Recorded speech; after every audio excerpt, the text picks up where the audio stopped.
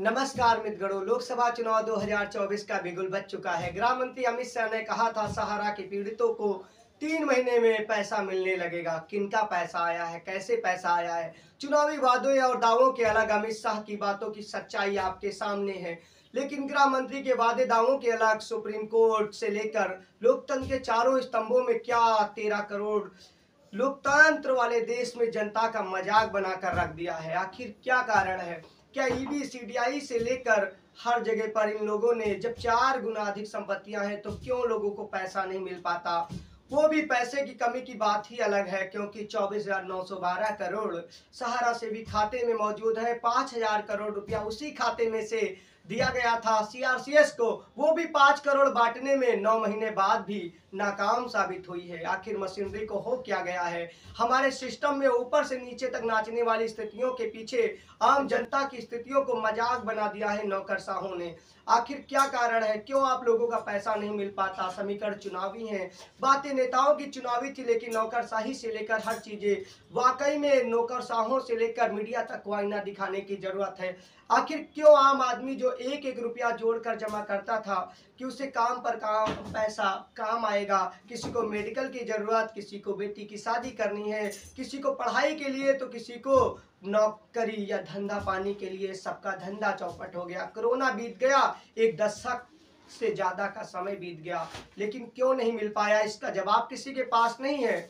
कहते हैं ना होना चाहिए, लेकिन जब वो न्याय समय पर ना हो तो उसे आखिर जज साहब या सुप्रीम कोर्ट महोदय क्या कहेंगे? अधिकार तो कुछ भी हो संविधान में, लेकिन जमीनी स्तर पर जब 15 लाख के करीब कार्यकर्ता, यानी जिनके रोजगार संकट में हो, और 12 करोड़ से अधिक निवेशक जिनका पैसा खतरे में हो, तब आखिर इतनी देरी क्यों है? चलिए, कल तक सब सो रहे थे, आगे कब जागोगे, कब नींद से उठोगे, कब निवेशकों का पैसा मिलेगा?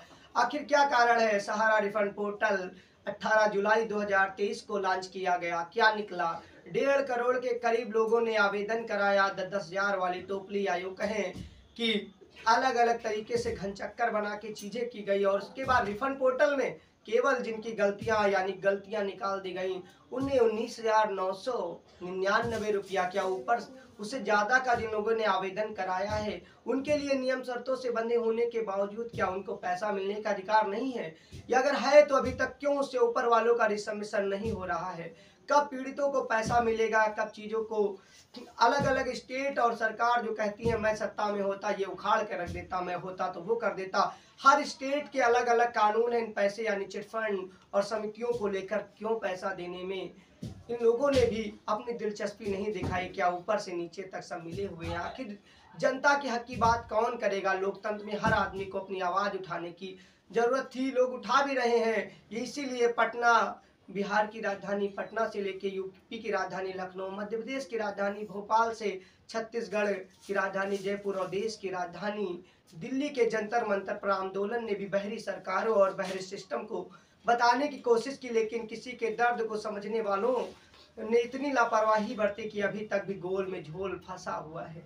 आखिर चुनाव का माहौल है, श्रीमान जी जाग जाइए, और आज ही नहीं सही 2, 4, 5, 10 महीना में कम से कम जो पीड़ित को थोड़ी बहुत निराशा के बीच आशा देने का कारण दीजिए। चुनाव बयानबाजी में ही सही, लेकिन एक सही डेट तो बता दीजिए ना, कब मिलेगा पैसा? इसी उम्मीद में जो इधर फंसे हैं उधर फंसे हैं, किसी ने कर्ज लेके ऑनलाइन कराया, कोई 4 जगह पर ठोकर खा रहा है, क्या नहीं क्या हो जाता है। लेकिन हमारे सिस्टम में एक शब्द है ना, सुबह का भूला अगर शाम को घर आ जाए तो उसे भूला नहीं कहते। लेकिन इस सिस्टम में सुबह शाम तो छोड़ दीजिए, कई साल बीत जाते हैं, यूं दशक तक मामले भूले तो भूले, एक कलंक से ऐसा हमारे सिस्टम वाले भूल गए कि लोगों का पैसा तारीख पर तारीख, तारीख पर तारीख आखिर कब मिलेगा?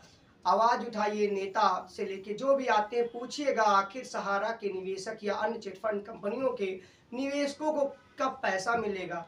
क्यों पैसा नहीं मिल पा रहा? जो कमियां हैं उन्हें दूर करिए और जल्द से जल्द पैसा दिलाने का कष्ट करिए। जब आप जागेंगे और आवाज उठाएंगे तभी चीजें ऊपर तक जाएंगी, तभी हल निकलेगा। आज नहीं तो कल निकलेगा, लेकिन निकलेगा जरूर। लेकिन अगर आप अपने लिए लड़ाई नहीं लड़ते तो कोई आएगा नहीं आपके लिए झंडा बुलंद करने, क्योंकि हर कोई कामकाजी है। वैसे तो घंटों इधर उधर बिता देगा, लेकिन काम की चीजों में एक क्षण भी उसे काम याद आ जाएगा। बहरहाल, विशाल की रिपोर्ट में हम तो आवाज उठाते रहे और आगे भी उठाते रहेंगे, लेकिन इस बहरे सिस्टम को समझाते रहेंगे और पूछते रहेंगे। आप भी पूछिएगा हर माध्यम से, आखिर कब मिलेगा पीड़ित का पैसा। उसकी एक एक कमाई पर उसके हाथ में कब आएगी वो कमाई।